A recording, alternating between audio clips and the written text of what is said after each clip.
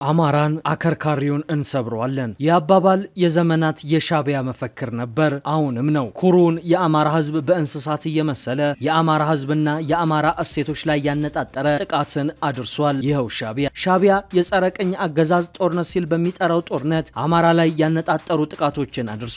ለዚህ ድርጊቱም ይቅርታን አልጠየቀም። በዚህ ዝግጅት ሻዕቢያ በኢትዮጵያ ላይ የከፈታቸውን በርካታና ዘርፈ ብዙ ጦርነቶችን እንዳስሳለን። ሻዕቢያ አማራ ላይ ስለከፈተው ጦርነት፣ ሻዕቢያ ትግራይ ላይ ስለከፈተው ጦርነት፣ እንዲሁም ሻዕቢያ አፋር ላይ ስለከፈተው ጦርነት ሰምታችሁ የማታውቁትን ጥብቅ መረጃ ወደ እናንተ እናደርሳለን። የታሪክ ገጽ ከፍተንም የጠቅላይ ሚኒስትር አቶ መለስ ዜናዊንና የፕሬዝዳንት ኢሳያስ አፈወርቂን ሚስጥራዊ የደብዳቤ ልውውጥ የአማራና የአፋርን ሕዝብ በተመለከተ ያደረጉትን ልውውጥ በዝርዝር እናስዳስሳችኋለን። እንደተለመደው ቪዲዮን ላይክ አድርጋችሁ በመጀመር ጥቂት ደቂቃዎችን አብራችሁን እንድትቆዩ እንጋብዛለን።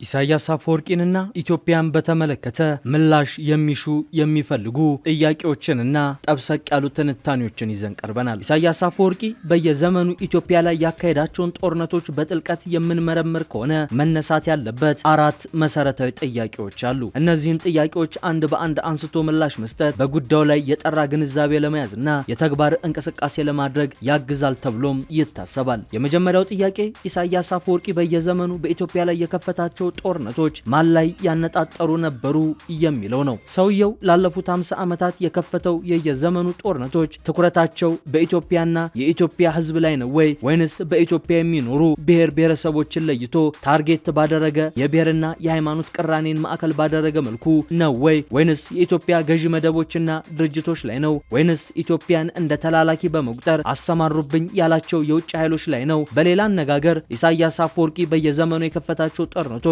ከኤርትራና ኢትዮጵያ ውጭ ያሉ የውጭ ኃይሎች ጋር ምን ያገናኛቸዋል የሚለው ጥያቄ ነው። ይህም ሻዕቢያ በየጊዜው ያደረጋቸው ጦርነቶች ኢሳያስ አፈወርቂ እንደሚለው የእጅ አዙር ጦርነቶች ነበሩ ወይንስ ሌላ የሚለውን የሚፈተሽበት ይሆናል። ሁለተኛው ጥያቄ ኢሳያስ አፈወርቂ በሳህል ተራሮች ላይ መሽጎ የትጥቅ ትግል ካደረገበት ጊዜ አንስቶ እስከ አሁን ድረስ ጊዜና ወቅት እየጠበቀ የሚከፍታቸው ጦርነቶች ከኤርትራ ሕዝብ ጋር ምን ያገናኛቸዋል? በየጊዜው የተደረጉት ጦርነቶች የኤርትራ ሕዝብ የአልሞት ባይነት ራስን የማዳን ተጋድሎ ወይንስ ሰርቫይቫል ነውን? የኤርትራ ሕዝብም በትጥቅ ትግሉ ሙሉ ተሳትፎ ነበረው ወይ የሚለው ይሆናል። ሶስተኛው ጥያቄ ፕሬዝዳንት ኢሳያስ ከሰሜኑ ጦርነት በኋላ በምን ምክንያት አኮረፈ? በተለይም ከፕሪቶሪያው የሰላም ስምምነት ከተፈረመ በኋላ ፕሬዝዳንቱ በልዩ ሁኔታ ለምን በኦሮሞ ልሂቃንና የኦሮሞ ሕዝብ ላይ ቂም ቋጥሮ ወደ በቀል ተሸጋገረ? ፕሬዝዳንት ኢሳያስና ጠቅላይ ሚኒስትር አብይ አህመድን በእርግጥ ያቃቃራቸው እውነተኛ ምክንያት ምንድነው የሚል ይሆናል። አራተኛው ጥያቄና የመጨረሻው የድህረ ኢሳያስ አፈወርቂ ኤርትራ ምን አይነት ቅርጽና ይዘት እንደሚኖራት እንዲሁም ከኢትዮጵያ ጋር የሚኖራት ግንኙነት ምን ሊሆን ይገባል የሚለው ነው። እዚህ ጋር ልብ ሊባል የሚገባው መሰረታዊ ቁም ነገር አለ። ይኸውም የመጨረሻው ጥያቄ ከባዶ የተነሳ አለመሆኑ ልብ ሊባል ይገባል። በአንድ በኩል በአንዳንድ ኢትዮጵያውያን ዘንድ የኢትዮጵያ ዘላቂ ጥቅም የሚጠበቀው በደከመች ኤርትራ ላይ ነው የሚል እምነት አለ። በሌላ በኩል ኤርትራ በኢኮኖሚ ተጠናክራ መውጣቷ ለኢትዮጵያ ድጋፍ ይሆናታል የሚል መከራከሪያ የሚያቀርቡም አሉ። በመሆኑም እነዚህን ሁለት ተቃርኗዊ አመለካከቶች በመፈተሽ የነጠረ አስተሳሰብን መያዝ ያስፈልጋል። በመሆኑም ከላይ የተጠቀሱትን መሰረታዊ ጥያቄዎች እያነሱ የኢሳያስ አፈወርቂን የግማሽ ክፍለ ዘመን የጦርነት አዙሪት ዋና ምንጭና ምክንያት እንዲሁም ጦርነቱ ያነጣጠረበትን አካል በግልጽ ማወቅ ያስፈልጋል። ከዚህ በተጨማሪ ኢሳያስ አፈወርቂ የተጣባውን ራሱን እንደ ልዩ እና አይበገሬ እንዲሁም ሁሉንም ነገር ማድረግ እንደሚችል የጦረኝነት አመለካከት በውስጡ እንደ ልዩ መገለጫ የገነገነበትን ምክንያት ለመረዳት እድል ይሰጣል ብለን እናምናለን።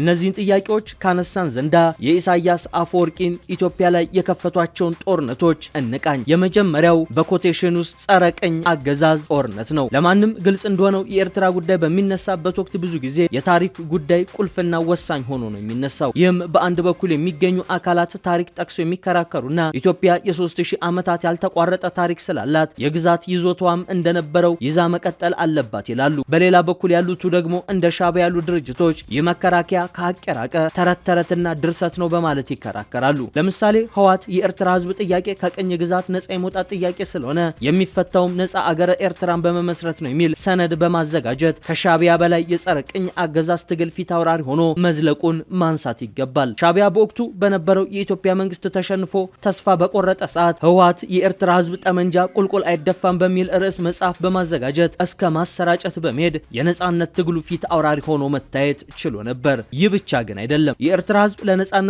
ሪፈረንደም የቀረበለት መንገድ ማለትም ባርነት ወይንስ ነጻነትን ትመርጣለህ ብሎ መጠየቅ በራሱ የሴራው ሌላ ምልክት ነበር። ከዚህ ጋር በተያያዘ አስገራሚው ነገር ሻቢያ በፈረንጆቹ አቆጣጠር 1981 በአማርኛ ከጻፈው እስከ መቼ ጦርነት በሚል ርዕስ በጻፈው መጽሐፍ ላይ የተለየ አቋም ነበረው። በዚህ መጽሐፍ በገጽ 109 ላይ ሻቢያ ለሪፈረንደም ያቀረባቸው 3 ምርጫዎች ነበሩ። የመጀመሪያው የሪፈረንደም አማራጭ ሙሉ ነጻነት ይላል። ሁለተኛው የሪፈረንደም አማራጭ ከኢትዮጵያ ጋር በፌዴሬሽን ይላል። ሶስተኛው የሪፈረንደም አማራጭ ደግሞ ሪጂናል አውቶኖሚ የሚል ነበር። በመሆኑም ለኤርትራ ህዝብ ሊቀርብለት የሚገባው አማራጭ የሪፈረንደም አማራጭ ሻቢያ ጫካ ያለ በመጽሐፍ ቁልጭ አድርጎ ያስቀመጠው ሊሆን ይገባ ነበር። ምክንያቱም ማንም ከባርነትና ነጻነት ምን ትመርጣለህ ቢባል ነጻነትን እንደሚመርጥ የሚያጠያይቅ አይደለምና።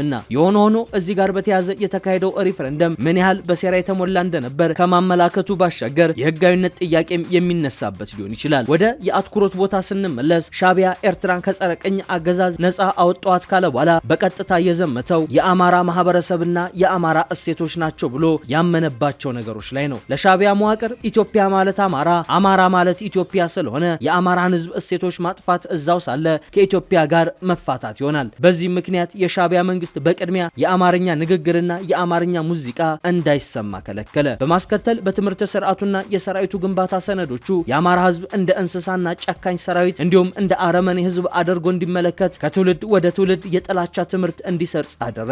ከኢትዮጵያ ታሪክም አንጻር ታሪኩን የጻፉት የአማራ ገዢ መደቦችና ቡችሎቻቸው እንደሆኑ የተጻፈው ታሪክም ግፋቢል አፈ ታሪክ አልፎ ከሄደም ተረት ተረት ነው በማለት የኤርትራ ትውልድን አስተማረ። በዚህ ምክንያት የአማራ የታሪክ ጸሐፊዎች በትምክህት ተወጥረው የኤርትራን ህዝብ ብሔራዊ የአገር ፍቅር መንፈስና ስሜት ገድለዋል በማለት ከሰሰ። የአማራ ገዢ መደብ በአድ ወራሪ በመሆን የኤርትራን መዋዕለ ንዋይ ያለማቋረጥ በግፍ ይበዘብዝና ይመዘብር እንደነበርም ዋነኛ የፖለቲካ ስራው አድርጎ ወሰደ።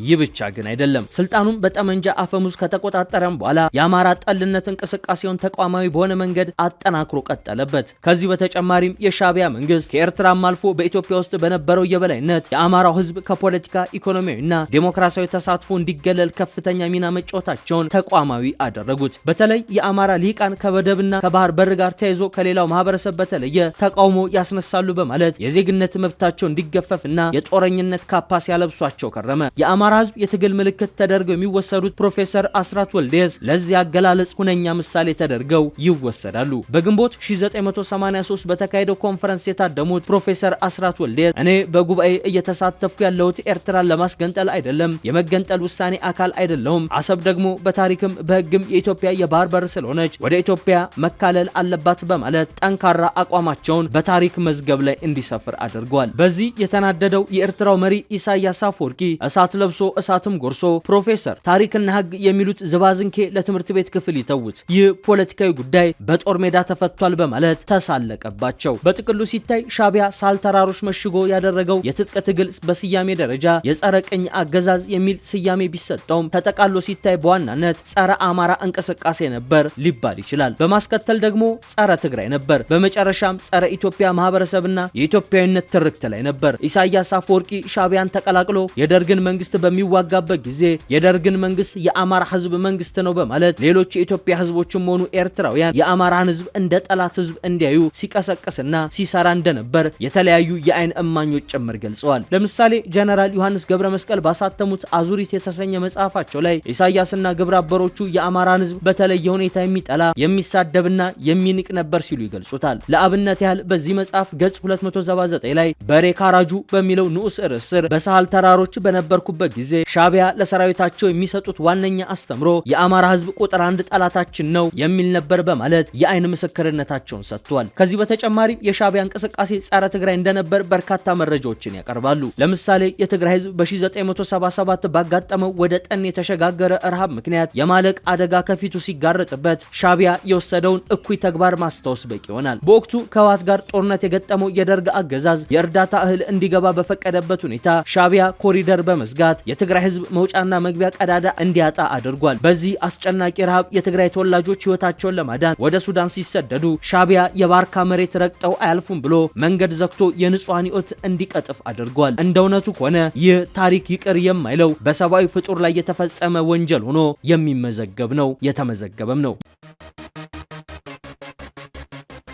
ይህ ብቻ ግን አይደለም። ማን ይናገር የነበረ እንደሚባለው በሳህል ተራሮች አብሮ ሲንከራተት የነበረው ጀነራል ዮሐንስ እንደገለጸልን ከሆነ በየጊዜው ለስልጠና እየተባለ ወደ ኤርትራ ምድር ተልእኮ ጥይት ማብረጃ የሆነው በረሃብ የረገፈው ስነ ልቦናቸው ተጎድቶ የሞቱት የትግራይ ወጣቶች እስከ 40 ሺህ ይደርሳሉ። በአጠቃላይ መልኩ ሲታይ ሻዕቢያ በአንድ በኩል የትግራይ ህዝብ የማለቅ ተፈጥሯዊ አደጋ ሲያጋጥመው የእልቂቱ ተባባሪ በመሆን በሌላ በኩል የትግራይ ወጣቶችን ለተልእኮ ማስፈጸሚያ የጥይት ማብረጃ አድርጎ ሲጠቀምባቸው መክረቡ ድርጅቱ ምን ያህል የትግራይ ህዝብ ላይ ጥላቻ እንደነበረውና ታርጌት ያደርገው እንደነበር የሚያስረዳ ነው። ሌላኛው ኢሳያስ አፈወርቂ የዘመቱበት ሌላኛው የኢትዮጵያ ብሔር አፋር ነው። ይህ በታሪክ ብዙ የማይነገር ነው። ነገር ግን ለዚህ በዋናነት የምንጠቅሰው እማኝነት የዘመቻ አርዱፍ ጦርነትን ነው። በኢትዮጵያና በኤርትራ መካከል በግንቦት 1990 ከተቀጣጠለው ጦርነት ጥቂት ዓመታት በፊት በኢሳያስ አፈወርቂና በጠቅላይ ሚኒስትር መለስ ዜናዊ የጋራ ጥምረት ፈጥረው ጦርነት የከፈቱት አርዱፍ በሚባል ድርጅት ስም በአፋር ህዝብ ላይ ነበር። ለአብነት ያህል ሁለቱ የኤርትራና የኢትዮጵያ ቁንጮ መሪዎች አርዱፍን ማለትም የአፋር አብዮታዊ ዴሞክራሲ አንድነት ግንባርን አስታከው የአፋር ህዝብን ለመውጋት የተስማሙበት ሚስጥራዊ ደብዳቤ